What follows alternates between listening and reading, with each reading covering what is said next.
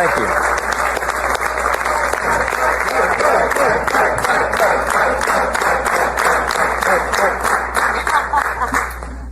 This is the vote tally card. We're going to frame this one, okay? 218, 214. Listen, I'm not going to give you a long speech. A lot has been said today, and these people are exhausted. A couple of us quite literally haven't slept in 2 days, so I'm a danger to myself and others right now. I'm not going to speak off the cuff. I'll just say this. I mean, many of you have asked me this question in the hall over the last couple of days. But when it looked like that we might actually deliver this thing, particularly this morning, how did you know? I mean, what kept you going? Why did you think this was possible? You guys made an audacious plan. You brought the most comprehensive, complicated piece of legislation, probably, arguably in the top 2 or 3 in the history of the Congress, with the smallest margin in U.S. history, which we had for a big chunk of the first 100 days. And you put this audacious timeline. You said you were going to pass it out of the House by Memorial Day. I mean, some of you openly laughed at me when I said that back in early February. And then we said we would get it done by July 4th. We beat Memorial Day by 4 days, and we got this one done a day early. I just want to point out, okay?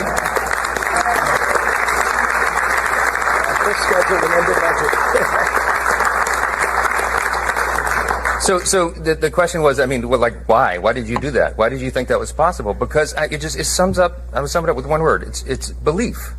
Okay, we had a vision for what we wanted to do as a group. We believed in the election cycle last fall that we were going to be given this great blessing of unified government, that we would have the White House and the Senate and the House aligned, in alignment, unified government. And we did not want to waste that opportunity because we understand the history that comes along with it, the opportunity that we can do for the country, and we believe that we would have that chance. And then I believe in the people that are standing here behind me. I believe in this group, every single one of them individually.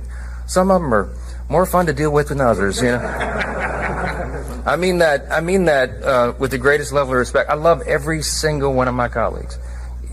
You know, even the ones I got to spend the more time with, right?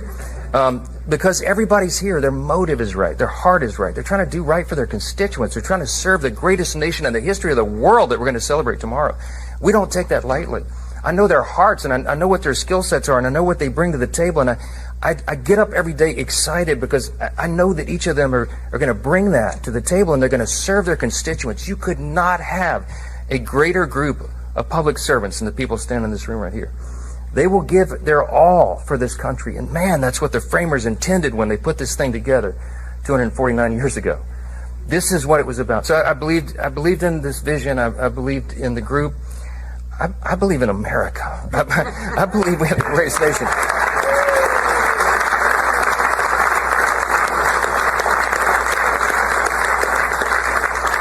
I'm going to say this very simply, and everybody here would articulate it in their own way. We had a tough 4 years before this last election cycle. America we were in deep trouble. And we knew that if we won, and we believed we would, we knew that if we got unified government, we'd have to quite literally fix every area of public policy. Everything was an absolute disaster under the Biden-Harris radical, woke, progressive Democrat regime. And we took the best effort that we could in one big, beautiful bill to fix as much of it as we could. And I am so grateful to God that we got that done as we did. Because of the dedication, yeah.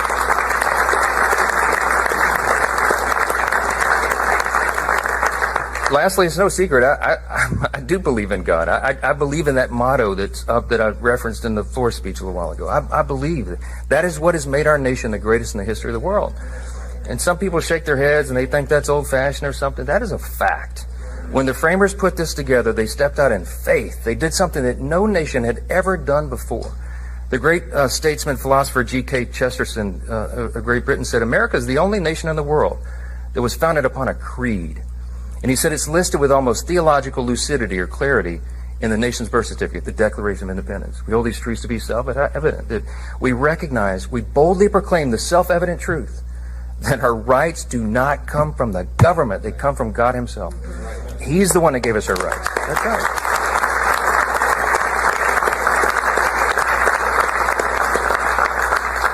Abraham Lincoln said in the Gettysburg Address, we are dedicated to this proposition, to one nation, under God. A government of the people, by the people, for the people shall not perish from the earth. This is an experiment. It's only 249 years, y'all. That's not a long span of time in human history. It's just a blip on the whole scale of human history. It is up to us to save it. It's up to the duly elected representatives of the people to come here and represent. And it's up to every single one of us. Of the people, by the people, for the people, all of us. So you got to be engaged, and we got to pass this along to the next generation. Reagan reminded us, freedom's not inherited in the bloodstream.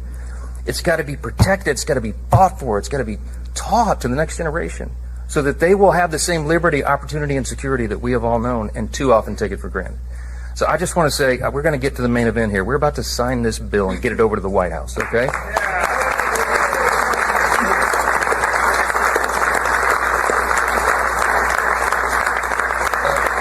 Some of these men and women have got to go catch flights and stuff. So we're going to sign this real quick, and I'll take a few questions. But I just want to say this: do not take for granted what we have been given. This grand experiment in self-governance. We can preserve it, but we got to do it all together. God bless you. Thanks for being here. Appreciate it. 让你能够听到我的心，什么时候也能把我想起。